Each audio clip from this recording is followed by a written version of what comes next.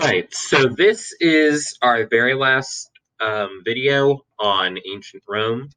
This is the last we're going to be talking about Rome. This is the long decline part 4. We're going to be talking about all the reasons why the Roman Empire fell. All right, so why did Rome fall? Historians do identify a number of causes overall. One of the most obvious are those Germanic invasions that we talked about yesterday. So these attacks were successful because Roman legions of the late empire lacked the discipline and training of past Roman armies. In the past, they were able to fight against these tribes of people because these armies were a lot better trained, they had a lot more discipline, but the Roman armies at the time of these invasions were not quite as well equipped, not quite as well trained. And to meet its need for soldiers, Rome actually hired mercenaries or foreign soldiers serving for pay to defend its borders. So mercenaries were foreign soldiers who only fought on that side because they were being paid to do it. And many of these German soldiers felt very little loyalty towards Rome. They were only doing that because they were getting paid to do that. All right, so let's talk about political causes. So there were political problems that also contributed to Rome's decline. As the government became more oppressive, meaning that it became stricter, it became harder on the people, it also lost the support of the people. And a growing number of corrupt officials and politicians made the people of Rome less loyal to these officials. And then there were the constant civil wars that kept happening over and over and over and over every time an emperor died. So an emperor would die, and then there were civil wars that would be fought to see who would become the next emperor. Rival armies, for instance, would battle each other over and over to have their commander chosen as emperor. Essentially, choosing a new emperor was becoming absolutely chaotic, and people would die over it very, very frequently. And possibly most important, we mentioned this, the empire was split into the West and the East. And dividing the empire at a time when it was under attack may have just weakened it too much. It was being attacked at the time, and Diocletian thought this was a good idea at the time because there would be two people to rule, but it may just have weakened the empire. Instead of making it one solid, united empire, it divided the East into the West, and the eastern side of the empire, which ended up surviving, was doing very little to help the West. Economic causes. There were huge economic problems in the empire at this point.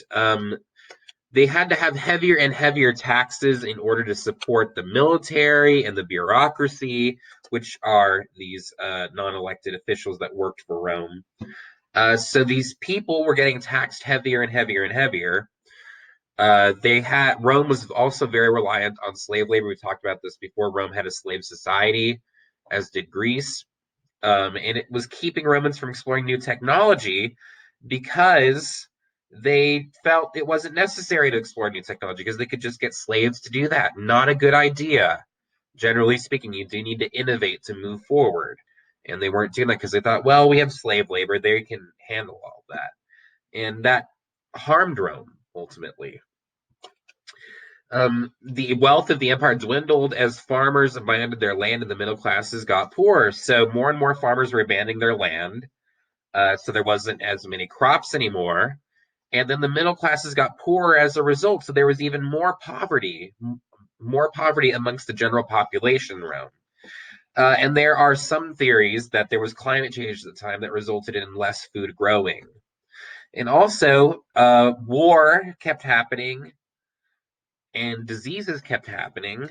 And because of that, there were less and less people in the Roman Empire. So the population was declining as well. So, social causes.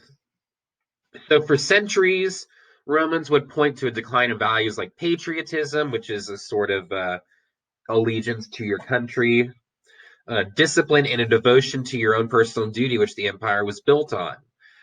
And it showed a decline of patriotism for Rome that they didn't have enough soldiers anymore to the points where they needed to hire these mercenaries to fight for them. There weren't enough people in the military anymore. And the upper class in particular, which once had some great leaders like Marcus Aurelius, were now devoting themselves to just absolute luxury and absolute self-interest and selfishness. They only cared about themselves. They were the wealthy ones. They were going to live their lives the way they wanted to, and Rome as a society did not matter much to these upper class people.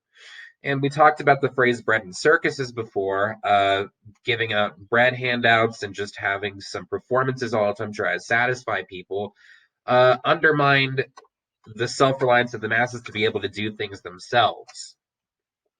So the big question that we need to ask at the end of talking about Rome is, did Rome fall? So we talk about the fall of the Roman Empire as ending in 476, but the Roman Empire didn't disappear from the map then. Remember, the eastern side of the empire still existed after the West fell. An emperor still ruled the Eastern Roman Empire, which later became known as the Byzantine Empire, and it lasted for another 1,000 years. So when we talk about the fall of Rome, which we're generally referring to the western side of the empire where Rome actually was, we're really talking about the long, slow change from one way of life to another, because this coincides with society in the West really heavily starting to change. So in Italy, at the fall of Rome, people did continue to live much like they had before, even under their new rulers. Many still spoke Latin and obeyed Roman laws, but over the next few centuries, German customs and languages replaced a lot of the Roman culture. So old Roman cities would crumble and Roman roads would disappear. And then these other Germanic cultural elements really started to take over more. But the Christian church still preserved elements of Roman civilization. And later on, you're going to learn about how Christian traditions gave rise to medieval civilization in Western Europe.